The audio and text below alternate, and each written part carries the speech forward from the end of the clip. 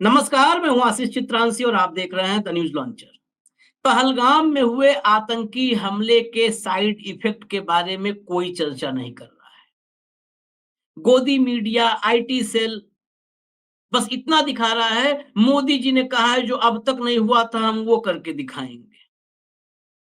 मोदी जी के सामने पाकिस्तान गिड़गिड़ाएगा, पानी के बगैर प्यासा मर जाएगा, रेगिस्तान बन जाएगा। लेकिन साइड इफेक्ट इतना बड़ा है कि आप कल्पना नहीं कर सकते। सिर्फ मैं एक खबर बताने आया हूं, सिर्फ एक खबर। 8 से 9 मिनट का टाइम लूंगा, ज्यादा वक्त भी नहीं। केवल शुक्रवार शुक्रवार को पाकिस्तान के चक्कर में जो जियो पॉलिटिकल टेंशन बना है, तनाव बना है भारत पाकिस्तान के बीच पहलगाम की वजह से, उस चक्कर में भारत के 8 लाख करोड़ रुपए स्वाहा हो गए सिर्फ और सिर्फ शुक्रवार को मार्केट। पाकिस्तान ने भारतीयों का 8 लाख करोड़ रुपया डुबा दिया एक दिन के भीतर। इस पे क्या चर्चा नहीं होनी चाहिए कि हम अपने मार्केट को कैसे स्टेबल करें, कैसे निवेशकों में विश्वास पैदा करें कि खतरा हम पर नहीं है, खतरा पाकिस्तान पर है। आप अंधभक्तों में विश्वास पैदा करने में जुटे हुए हो। ये मार्केट का क्रैश, 8 लाख करोड़ रुपए डूब जाना, ये संकेत किस चीज का होता है? जब वहां के पॉलिटिकल सिस्टम पर विश्वास नहीं होता है निवेशकों का,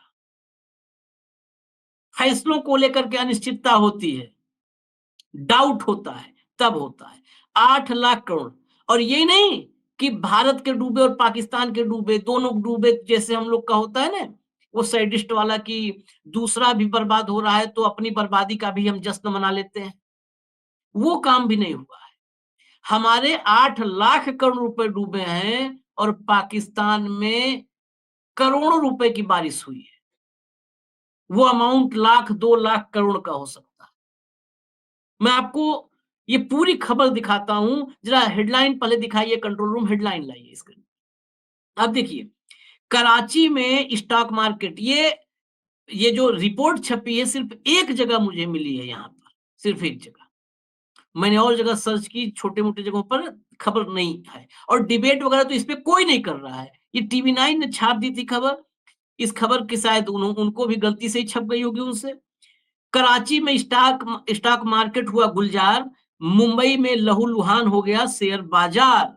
अब नीचे पढ़िए, जहां कराची स्टॉक एक्सचेंज 735 अंकों की इसमें तेजी देखने को मिली है। कराची स्टॉक एक्सचेंज में 735 अंकों की तेजी देखने को मिली। वहीं दूसरी ओर मुंबई का स्टॉक एक्सचेंज करीब 600 अंकों की गिरावट के साथ इसमें जो है मार्केट में देखी गई। सीमा पार के शेयर बाजार, निवेशकों की अच्छी खासी कमाई हुई। वहीं दूसरी ओर बॉम्बे के एक्सचेंज में गिरावट की वजह से निवेशकों को 8 लाख करोड़ रुपए का नुकसान हुआ। ये निवेशक कौन है? ये निवेशक पाकिस्तानी नहीं है, ये भारत के निवेशक हैं जिनका पैसा डूबा है 8 लाख करोड़ रुपए। और कराची में वो पाकिस्तानी हैं जो माला माल हुए, जिसको लिख रहा है कि कराची का शेयर बाजार गुलजार और यहाँ लहूलुहान।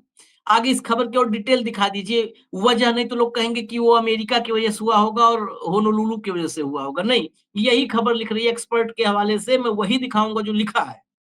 सेंसेक्स में करीब 600 अंकों की गिरावट देखने को मिली और निवेशकों के 8 लाख करोड़ रुपए से ज्यादा डूब गए। वैसे कारोबारी सत्र के दौरान सेंसेक्स में 1200 अंकों की गिरावट आ गई थी।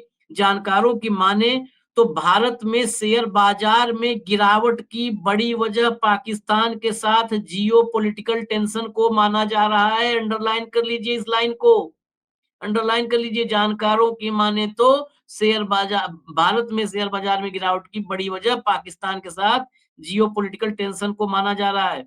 इससे पहले पाकिस्तान के शेयर बाजार में भी 2 दिनों में 3% गिरावट मिली थी। अब आइए बताते हैं जो है कि आपको कि कराची से मुंबई तक क्या डाटा मिल रहा है। वो हटा दीजिए, मैं डाटा बता देता हूँ। ये डाटा वो जो बताए हैं वो मैं यहाँ पर आपको पढ़ के हूबहू वही बताऊंगा।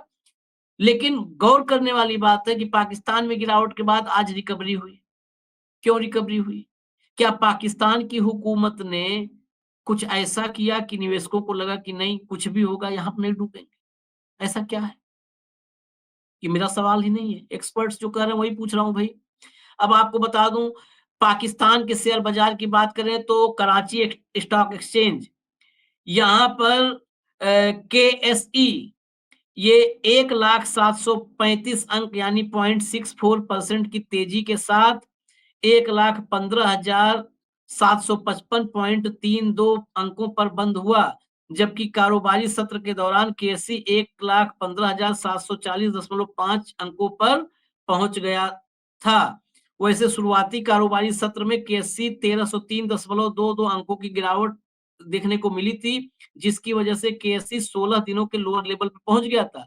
लेकिन केएसई में दिन के लोअर लेवल से 2038.72 अंकों की तेजी देखने को मिली और एक बार फिर से निवेशकों को कमाई करने का मौका मिल गया। मैं एकदम हूबहू आंकड़े बता रहा हूं, आप खुद ये खबर चेक कर सकते हैं। कमाई का मौका मिल गया। वैसे उससे पहले भारत के साथ पॉलिटिकल टेंशन की वजह से केएसई 100 में 3% की गिरावट देखने को मिली थी। टेंशन की वजह से वहां टेंशन की वजह से गिरावट वहां भी हुई थी, लेकिन रिकवरी किया जोरदार 755 अंक का उछाल मारा। अब भारत का हालत सुन लीजिए। भारत के शेयर बाजार में बॉम्बे स्टॉक एक्सचेंज में 588.90 अंकों की गिरावट हुई, 79,212.53 पे बंद हुआ। ये गिरावट 1200 अंकों की हो चुकी थी, लेकिन थोड़ी रिकवरी हुई तो 600 अंकों पे रुकी। 1200 अंक की जो है गिरावट थी, यानी करीब-करीब 16 लाख करोड़ रुपए डूब चुका था। वो जो रिकवरी होती है बाद में बिकवाली और खरीदारी जो टेक्निकल लोग जानते हैं, उसमें थोड़ी रिकवरी हुई मार्केट बंद होते-होते, लेकिन फिर भी डूबे कितने? ये अमाउंट सुनने में लगता है कि कितना है 8 लाख करोड़ रुपए। 8 लाख करोड़ रुपए ये बहुत बड़ा अमाउंट है। इस देश की बड़ी से बड़ी योजना का बजट नहीं होता है, जितना शेयर बाजार में एक दिन में डूबा है। 8 लाख करोड़। जो हम 5 महीने की गिरावट जब लगातार शेयर मार्केट में हो रही थी, ऐतिहासिक गिरावट 5 महीने रिकॉर्ड तोड़ दिया था, सारे रिकॉर्ड तोड़ दिए थे। तो 92 लाख करोड़ रुपए की कुल बर्बादी हुई थी, मतलब कुल 92 लाख करोड़ रुपए डूबा था 5 महीने में निवेशकों का। ये एक दिन में 8 लाख करोड़ रुपए डूबा। आप इसी से अमाउंट से तुलना कीजिए। 92 लाख करोड़ रुपए वो डूबा था और ये 8 लाख करोड़ रुपए एक दिन में डूबा है। करीब 20 लाख करोड़ रुपए तब डूबा था जब ट्रंप का टैरिफ आया था।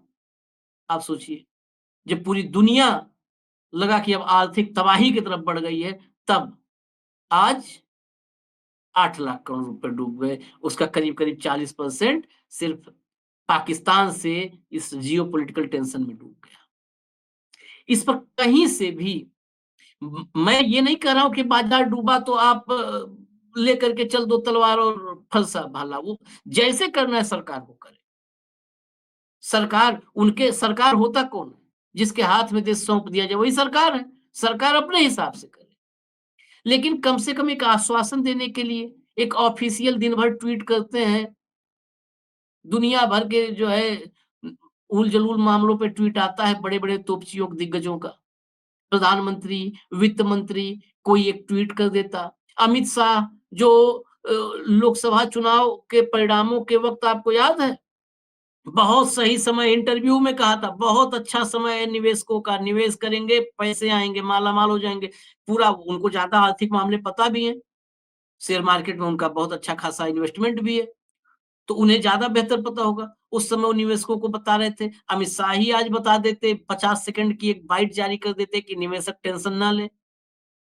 पाकिस्तान हमारे सामने कहीं नहीं स्टैंड करता है, हम निपट लेंगे, निवेशक निश्चिंत होकर के जो है अपना कारोबार चलावें, मार्केट में निवेश करें।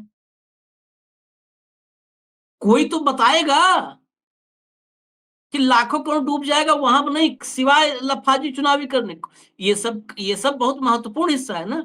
इसी शेयर बाजार के बूम को, जब यही बूम होता है, तो इसी शेयर बाजार के बूम को संसद में, लोकसभा से लेकर के राज्यसभा से लेकर चुनावी सभा तक जितनी सभाएं होती हैं, सब सभाओं में मोदी जी गुणगान करते हैं, मार्केट देखिए कहां जा रहा है, सेंसेक्स कहां जा रहा है, शेयर मार्केट कहां जा रहा है। भाई सब खाली मीठा मीठा गप, कड़वा कड़वा थूक कैसे चलेगा। ये अंबानी अडानी, बहुत सारे लोगों को लगता है, बहुत सारे लोगों को, कि डूबा अच्छा है, अंबानी अडानी डूबा है। अंबानी अडानी का रत्ती भर नुकसान नहीं होता है। उनको बचाने के लिए तो सरकार बैठी है। ये नुकसान होता है आम निवेशक का, छोटे-छोटे निवेशकों का, गाँव कस्बे में बैठे निवेशकों का। बहुत लोग शेयर मार्केट में पैसा लगा रहे हैं। इसलिए इस पे बोलिए, नहीं तो इसे स्वाहा होता रहेगा और आप पाकिस्तान को तबाह करने की जो है भाषणबाजी करते रहेंगे और अंधभक्त ताली बजाते रहेंगे। मुझे इजाज़त दीजिए। अपडेट लेके फिर आऊँगा। नमस्कार।